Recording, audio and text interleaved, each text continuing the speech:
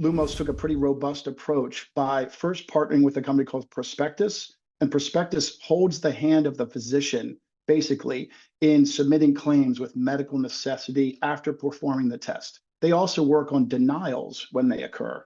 Now, to close that loop, AcuityMD, which we're very proud to partner with as well, is now going to provide us the claims data.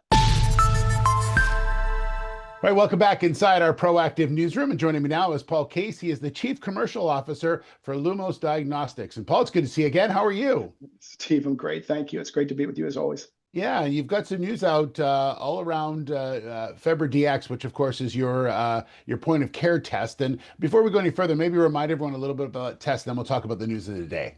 Yeah, sounds great, Steve. So FebriDx, again, a point of care rapid test.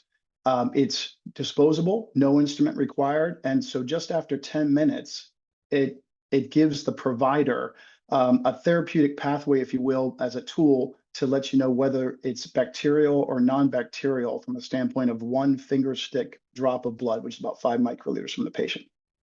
Okay. So today's news is about a partnership with AcuityMD, and this is really about the challenges around public and private pay and how the things are done that way. It's all about the insurance part of this, right? That's correct. That's correct.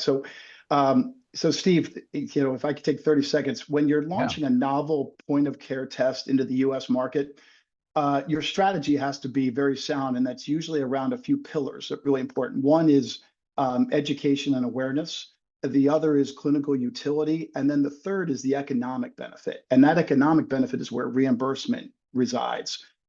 So when it comes to reimbursement, Lumos took a pretty robust approach by first partnering with a company called Prospectus, and Prospectus holds the hand of the physician basically in submitting claims with medical necessity after performing the test. They also work on denials when they occur. Now, to close that loop, AcuityMD, which we're very proud to partner with as well, is now going to provide us the claims data by physician, by what they call care of site or the physician practice itself, as well as the reimbursement data of who paid what for FebriDx and where.